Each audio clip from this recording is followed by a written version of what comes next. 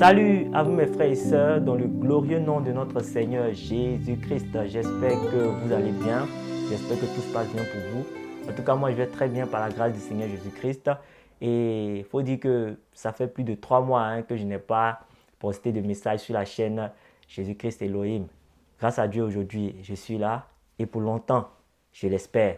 Alors, la prédication de ce jour a pour thème « N'entre pas dans le temps de la grâce avec une écharde dans les yeux ». Alors, on connaît la signification du mot « grâce », mais là où on a besoin d'explication, c'est sur le mot « écharde ». Alors, l'écharde, c'est un petit bout de bois pointu qui entre par accident sous la peau. Tu peux avoir une écharde sous la peau du doigt, tu peux avoir une écharde sous la peau de l'orteil, ou tu peux avoir une écharde même dans les yeux. Et voilà, donc ça fait mal. Mais ce n'est pas une douleur très grave. C'est une légère douleur, mais surtout gênante. C'est une douleur gênante. Alors, pour comprendre le titre et le mot que je viens de vous expliquer par rapport au message, nous allons prendre 2 Rois, le chapitre 6, à partir du verset 24 et le verset 25.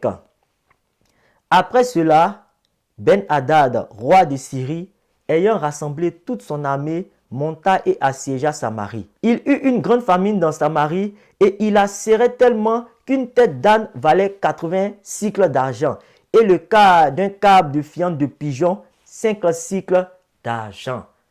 Vous voyez, là, on a affaire à un temps d'inflation. Voilà, c'est une inflation totale. Parce que lorsque le roi de Syrie a encerclé le peuple de Samarie, le peuple d'Israël, il faut dire que c'est la famine en même temps qui s'est installée parce qu'on ne pouvait pas faire parvenir la nourriture dans la ville. Et ce que nous devons remarquer ici, c'est que la famine était tellement forte que les gens même étaient obligés de manger les excréments de pigeons. Mais à un certain moment, de façon brusque, de façon soudaine, le peuple de Samarie est passé du temps de la famine au temps de l'abondance totale en ce qui concerne la nourriture. Il y a eu la nourriture à profusion, il y a eu la nourriture en abondance. Mais qu'est-ce qui s'est passé?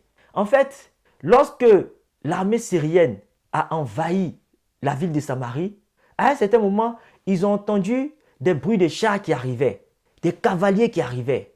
Donc, ils se sont dit que c'est une plus grande armée qui venait les attaquer. Et qu'est-ce qu'ils ont fait? Ils ont pris la fuite. Mais c'était Dieu qui était à la base de ça. Vous savez, la guerre coûte cher. La guerre coûte très cher. Pour ceux qui connaissent un peu l'histoire, il y a eu de très grandes armées de par le passé. L'armée syrienne, l'armée macédonienne, l'armée romaine, qui étaient composées de milliers, de dizaines de milliers de soldats. Et ces soldats-là se déplaçaient. Il fallait nourrir ces soldats-là. 10 000 personnes, 20 000, 30 000, 50 000 personnes. Imaginez-vous le nombre de tonnes de nourriture qu'il fallait emporter sur le théâtre des opérations pour nourrir ceux qui étaient sur le champ de bataille. Donc, imaginez-vous. Donc, lorsqu'ils ont fui pour laisser cette nourriture, le peuple d'Israël en a profité. Donc, imaginez-vous l'abondance. L'abondance de nourriture qui était réservée à nourrir 40 000, 50 000 soldats.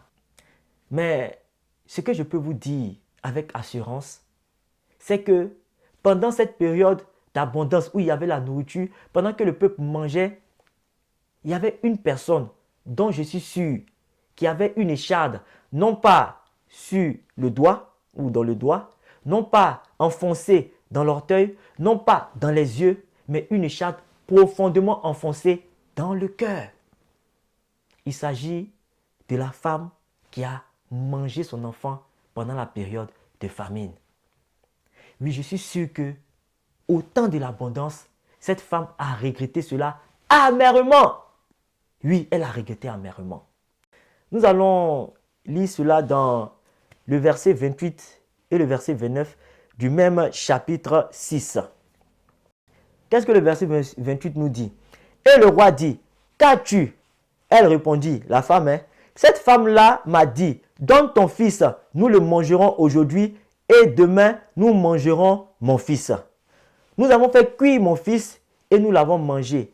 Et le jour suivant, je lui ai dit, donne ton fils et nous le mangerons. Mais elle a caché son fils. Voilà. Elle a mangé son fils dans cette période de famine avec une femme malhonnête, une menteuse.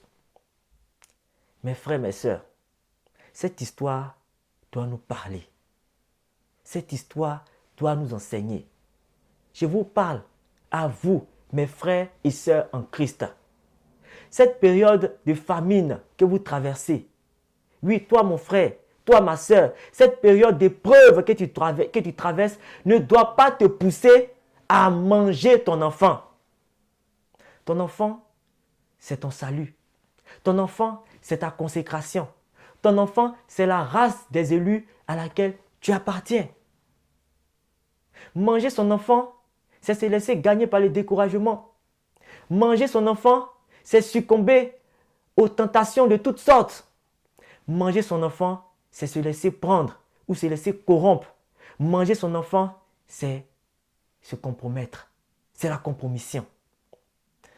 Vous ne pouvez pas imaginer le nombre de frères et sœurs en Christ qui, arrivés à l'aventure en Europe ici, qui ont mangé leurs enfants, qui ont mangé leurs enfants, qui ont mangé leur salut, qui ont mangé leur consécration, qui ont foulé aux pieds la race des élus à laquelle ils appartiennent.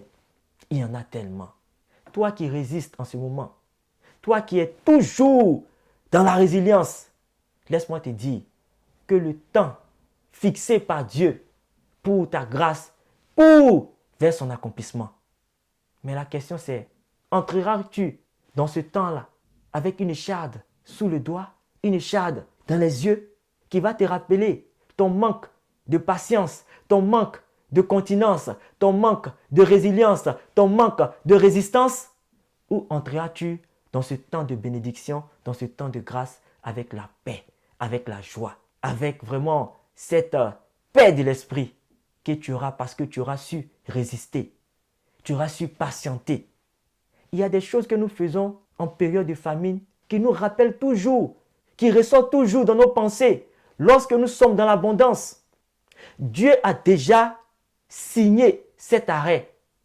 Dieu a déjà proclamé, il a déjà décidé en ce qui concerne le temps de ta grâce. Rien ni personne ne pourra l'entraver.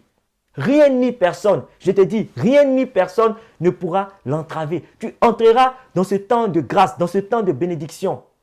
N'entre pas dans ce temps de bénédiction avec une écharde, comme cette femme qui a mangé son fils dans la période de famine et qui regrettait à coup sûr dans la période d'abondance. Elle s'est dit forcément, oh, je n'aurais pas dû le faire. À cause de la famine, j'ai mangé mon fils. Voilà, nous sommes dans une abondance. Mon fils n'est pas là. Et à chaque fois, je suis sûr, jusqu'à sa mort, cela est resté dans sa tête. Je ne veux pas que tu traverses cette même situation, mon frère. Je ne veux pas que tu traverses cette même situation, ma soeur. Ne pensez pas que je vous prêche de haut, hein? Pas du tout. Parce que moi-même qui vous prêche aujourd'hui, je suis dans une période difficile. Une période très difficile dont j'ai connu le pic en décembre passé. C'est-à-dire, c'était tellement compliqué que cela même a remis en question ma nature d'enfant de Dieu. Tellement c'était dur. Je me suis dit, mais est-ce qu'un enfant de Dieu peut traverser tout ça? C'était tellement compliqué. Mais grâce au Seigneur Jésus-Christ qui m'a soutenu à travers la prière des frères et des sœurs en Christ, aujourd'hui je suis là pour vous prêcher la parole et pour vous demander de résister. Résiste mon frère, résiste ma sœur. Sois résiliente, sois résilient afin que au temps marqué pour ta grâce, tu puisses entrer dans ce temps-là, non pas avec une écharde, mais avec la joie au cœur, avec la paix du cœur. C'était le message que je voulais partager avec vous. J'espère que vous avez été édifiés. Je vous donne rendez-vous pour la deuxième partie, là où je vais vous raconter un témoignage qui vraiment colle bien avec ce message d'aujourd'hui. D'ici là, portez-vous bien et sachez une chose, quel que soit ce qui vous est arrivé, quel que soit ce qui vous arrivera, quel que soit vraiment les temps, les épreuves que vous traversez, gardez toujours la foi en Jésus-Christ. Au revoir.